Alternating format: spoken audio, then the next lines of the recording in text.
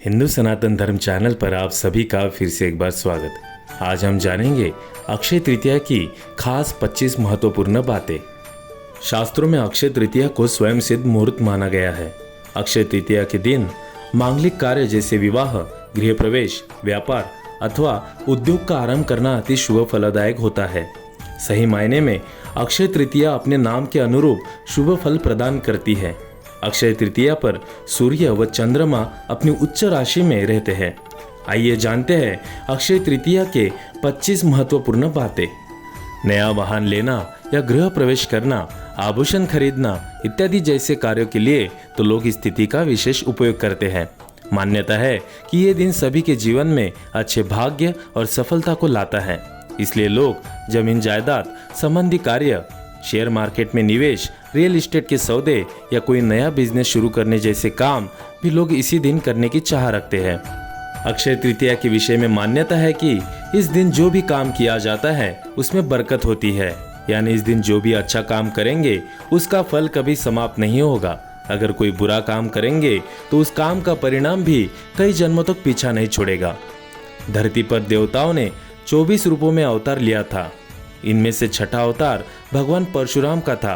पुराणों के अनुसार उनका जन्म अक्षय तृतीया को हुआ था।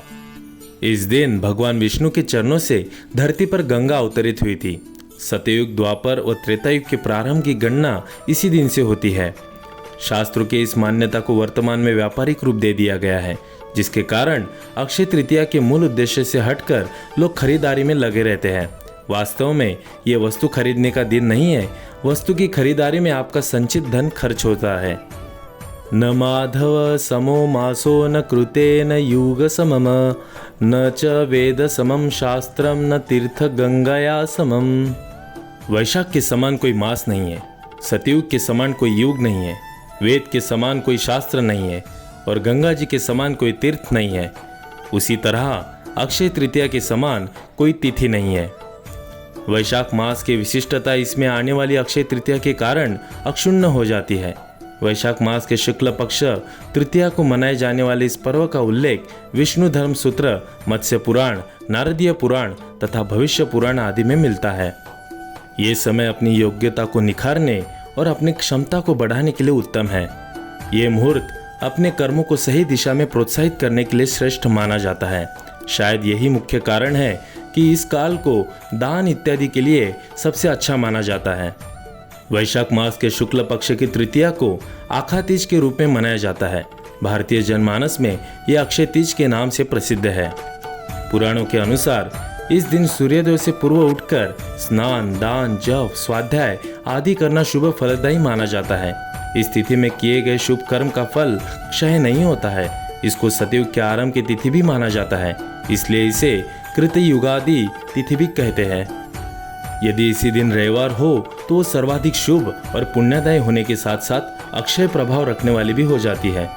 मत्स्य पुराण के अनुसार अक्षय तृतीया के दिन अक्षत, पुष्पदीप आदि द्वारा भगवान विष्णु की आराधना करने से विष्णु भगवान की विशेष कृपा प्राप्त होती है तथा संतान भी अक्षय बनी रहती है। दीन दुखियों की सेवा करना, वस्त्रादि का दान करना और शुभ कर्म की ओर अग्रसर रहते हुए मन, वचन और अपने कर्म से अपने मनुष्य धर्म का पालन करना ही अक्षय तृतीया पर्व की सार्थकता है। कलयुग के नकारात्मक प्रभाव से बचने के लिए इसी दिन भगवान विष्णु की उपासना करके दान अवश्य करना चाहिए। ऐसा करने से निश्चय ही अगले जन्म में समृद्धि, ऐश्वर्य और सुख की प्राप्ति होती है। भविष्य पुराण के एक प्रसंग के अनुसार शाकल नगर रहने वाले एक वणिक नामक धर्मात्मा अक्षय तृतीया के दिन पूर्ण श्रद्धा भाव से स्नान, ध्यान व दान कर्म किया करता था, जबकि उसकी पत्नी उसको मना करती थी। मृत्यु बाद किए गए दान पुण्य के प्रभाव से वणिक द्वारका नगरी में सर्वसुख संपन्न राजा के रूप में अवतरित हुआ। इस दिन पवित्र नदियों में स्नान कर सामर्थ्य अनुसार जल, अनाज, गन्ना, दही, सत्तू, फल, सुराही, हाथ से बने पंखे, वस्त्रादि का दान करना विशेष फल प्रदान करने वाला माना गया है। दान को वैज्ञानिक तर्कों में ऊर्जा के रूपांतरण से जोड़कर देखा जा सकता है। दुर्भाग्य को सौभाग्य में परिवर्तित करने के लिए ये दिवस सर्वश्रेष्ठ है। यदि अक्षय तृतीया रोहिणी नक्षत्र को आए तो इस दिवस की महत्ता हजारों गुना बढ़ जाती है, ऐसी मान्यता है। किसानों में ये लोक विश्वास है कि यदि इस तिथि को चंद्रमा के अस्त होते समय रोहिणी आगे होती है तो फसल के लिए अच्छा होता है। यदि पीछे होगी तो उपज अच्छे नहीं होगी। इस दिन प्राप्त आशीर्वाद बेहद तीव्र फलदायक माने जाते हैं।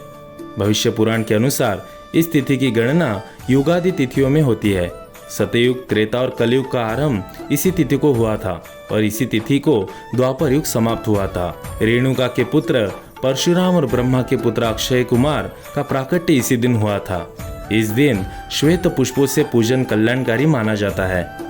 धन और भौतिक वस्तु की प्राप्ति तथा भौतिक उन्नति के लिए इस दिन का विशेष महत्व है। धन प्राप्ति के मंत्र, अनुष्ठान व उपासना बेहद प्रभावी होते हैं। स्वर्ण, रजत, आभूषण, वस्त्र, वाहन और संपत्ति के कार्य के लिए मान्यताओं ने इस दिन को विशेष बताया है। बिना पंचांग देखे इस दिन को श्रेष्ठ मुहूर्तों में शुमार किया जाता है। दान करने से जाने अनजाने हुए पापों का बोझ हल्का होता है और पुण्य की पूंजी बढ़ती है। अक्षय तृतीया के विषय में कहा गया है कि इस दिन किया गया दान खर्च नहीं होता है, यानी आप जितना दान करते हैं उससे कई गुना आपके अलौकिक कोष में जमा हो जाता है। मृत्यु के बाद जब अन्य लोक में जाना पड़ता है तब उस धन से दिया गया दान विभिन्न रूपों में प्राप्त होता है। पुनर्जन्म लेकर जब धरती पर आते हैं तब भी उस कोष में जमा धन के कारण धरती पर भौतिक सुख एवं वैभव प्राप्त होता है। इस दिन स्वर्ण, भूमि, पंखा, जल, सत्तू, जौ, छाता, वस्त्र कुछ भी दान कर सकते हैं।